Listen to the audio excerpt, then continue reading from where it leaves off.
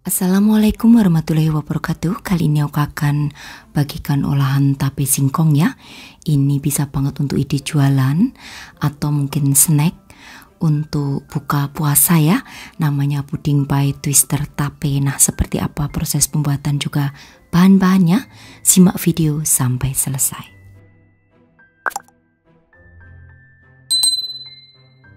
Oke, pertama aku akan siapkan 800 ml air. Lalu tambahkan 50 gram gula pasir. Kemudian di sini aku tambahkan 1 bungkus bubuk agar-agar ya. Untuk bubuk agar-agarnya pilih yang tanpa warna. Lalu di sini juga akan aku tambahkan 1 sendok makan bubuk jelly. Ini juga pilih yang tanpa warna. Kemudian tambahkan 100 gram SKM atau susu kental manis. Baru setelah itu diaduk hingga tercampur rata.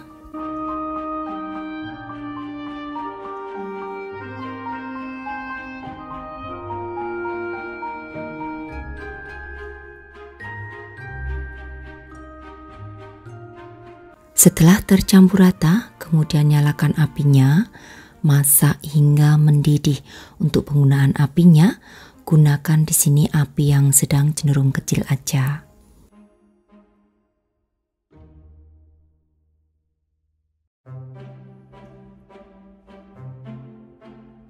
Nah, jika sudah mendidih seperti ini, kemudian matikan api kompor, lalu ambil dan sisihkan 400 ml puding susu ya. Lalu di panci itu masih sisa kurang lebih 400 ml, akan aku tambahkan dengan tape singkong. Oke, yang ada di gelas takar kita sisihkan terlebih dahulu. Kemudian sisa puding di panci aku tambahkan 100 gram tape singkong yang sudah dihaluskan ya. Kemudian masak kembali hingga mendidih. Kalau sudah mendidih lalu angkat.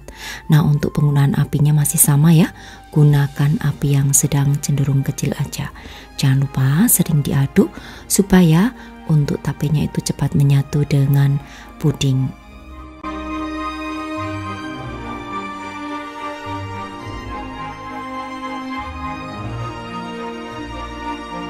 Oke, setelah mendidih seperti ini, kemudian bagi untuk puding tape ini menjadi 3 bagian ya, yang sama berat. Lalu masing-masing akan aku berikan tambahan pewarna makanan. Nah, untuk pewarna makanannya ini silakan aja sesuaikan dengan selera ya untuk jenis warnanya. Nah, di sini aku berikan warna hijau, kuning serta merah.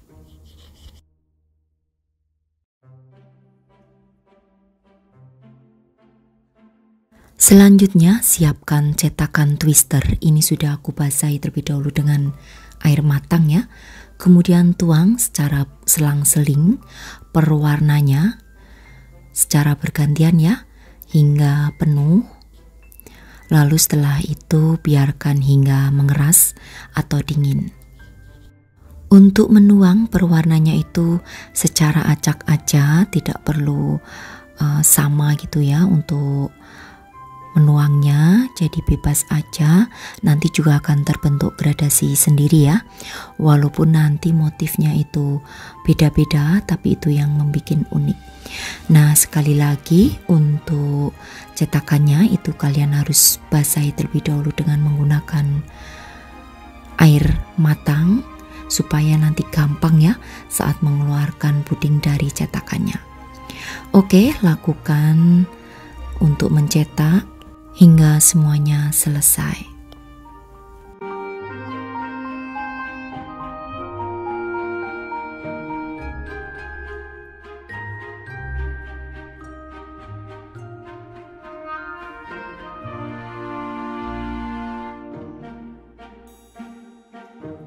Nah, jika sudah semuanya dicetak, lalu biarkan hingga mengeras dan dingin. Setelah mengeras dan dingin, kemudian keluarkan dari cetakannya. Dibantu dengan menggunakan tusuk gigi seperti ini akan lebih cepat ya, gampang keluarnya.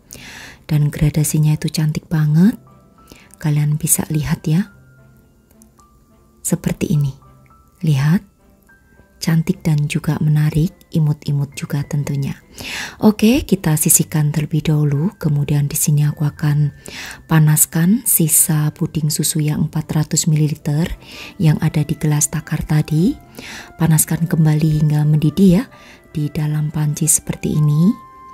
Tadi kan sudah agak mengeras, jadi di sini aku lelehkan atau panaskan lagi. Kemudian di sini siapkan cetakan kue pie yang juga sudah dibasahi dengan air matang. Tuang kurang lebih setengah sendok sayur ya untuk puding susu ke dalamnya, jangan terlalu penuh karena nanti masih kita isi dengan puding twister dan juga puding bening. Oke, biarkan hingga setengah kaku. Kalau sudah setengah kaku, saat disentuh dengan ujung jari sudah tidak nempel, tandanya puding sudah siap menerima lapisan di atasnya ya. Kemudian letakkan untuk puding twister di atasnya seperti ini.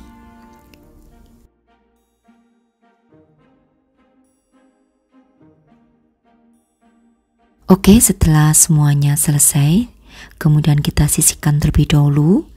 Lalu di sini aku akan siapkan untuk puding bening, ada 300 ml air. Tambahkan 1 sendok makan bubuk jeli dan 4 sendok makan gula pasir. Ini akan aku aduk dan masak hingga mendidih. Untuk penggunaan apinya, gunakan api yang sedang cenderung kecil.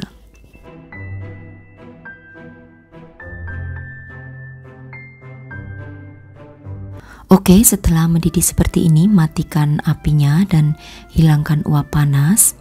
Kalau uap panasnya sudah menghilang, kemudian tuang sedikit demi sedikit ya ke atas puding twister hingga cetakan pie-nya itu penuh. Lalu setelah itu biarkan hingga mengeras dan dingin. Setelah mengeras dan dingin, kemudian akan aku keluarkan dari cetakannya. Ini aku siapkan terlebih dahulu cup Mika mini seperti ini. Jika kalian ingin mencari alat-alat baking, kalian bisa kunjungi ke TikTok aku ya di Rosita Susi. Nanti silakan klik di keranjang kuning untuk linknya, nanti aku sertakan di kolom deskripsi. Nah, ini tampilannya, tinggal masukkan aja ke cup mini. Untuk mengeluarkannya, kalian bisa bantu menggunakan tusuk gigi seperti ini.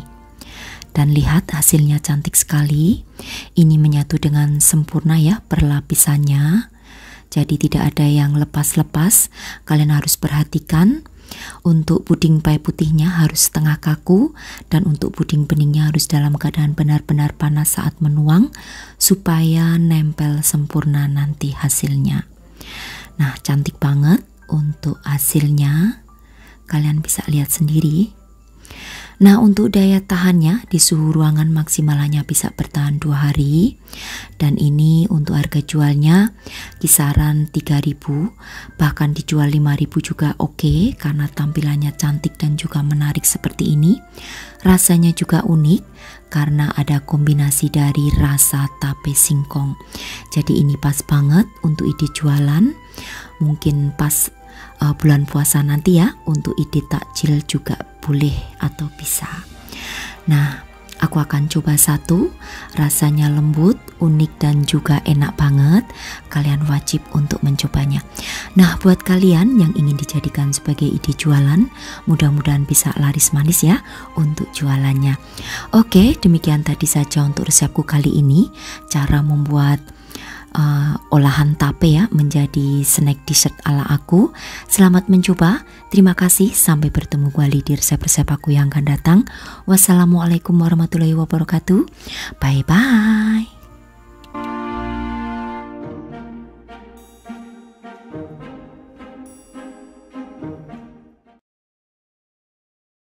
Assalamualaikum warahmatullahi wabarakatuh. Kali ini aku akan bagikan ide jualan 1000-an. Ini pembuatannya gampang banget tanpa menggunakan mixer.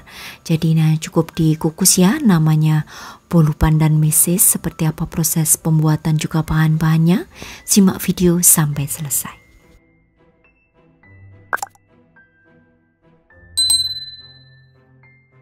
Siapkan 1 butir telur ya. Ini aku menggunakan telur yang suhu ruangan. Kemudian di sini akan aku tambahkan dengan SP. Ini bisa juga diganti dengan Ovalet maupun TBM. Sebanyak setengah sendok teh aja. Kemudian tambahkan 4 sendok makan gula pasir.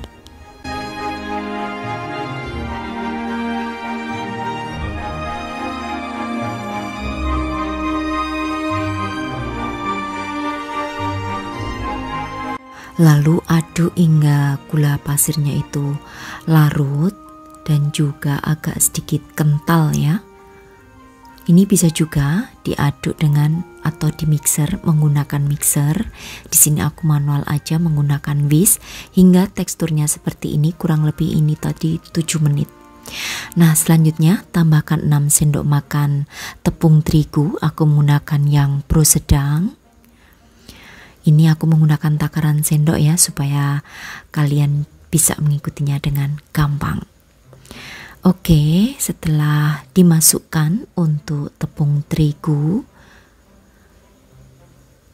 kemudian di sini akan aku aduk hingga tercampur rata lagi dengan ditambahkan 1/4 sendok teh baking powder.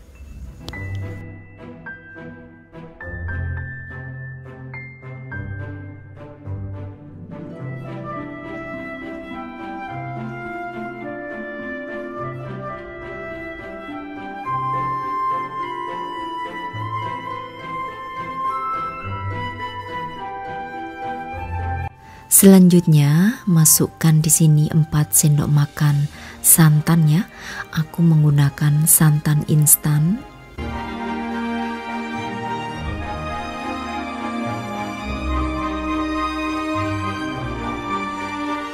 Kemudian aduk kembali hingga tercampur rata. Nah, di sini untuk pengukus sudah harus kalian panaskan ya. Pastikan untuk apinya api yang kecil atau sedang, lalu juga airnya pastikan sudah harus mendidih. Nah, kemudian akan aku tambahkan dengan setengah sendok teh garam. Lalu di sini juga akan aku tambahkan dengan perisa pandan. Kalau tidak ada perisa pandan, boleh diganti dengan menggunakan pewarna hijau. Lalu tambahkan 2 sendok makan minyak sayur. Kemudian aduk kembali hingga tercampur rata.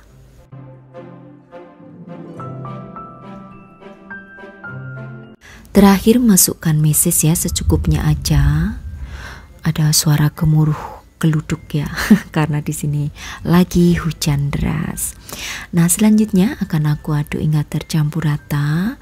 Nah, supaya lebih mudah memasukkan dalam cetakan, akan aku masukkan untuk adonan ini ke dalam plastik segitiga. Nah, siapkan cetakan. Ini sudah aku olesi tipis-tipis dengan menggunakan minyak sayur. Kemudian semprotkan adonan kurang lebih 3/4 bagian ya dari cetakannya. Di sini aku menggunakan cetakan spiral yang paling kecil ukurannya. Jadi ini pas banget untuk cetakan spiral kecil ini dijual sebagai snack itu 1000-an harganya karena bentukannya yang kecil dan juga mungil. Oke, lakukan semuanya ya hingga selesai. Kemudian akan aku kukus. Kukus selama 20 menit dengan menggunakan api yang sedang. Lalu jangan lupa tutup pancinya diberikan alas serbet.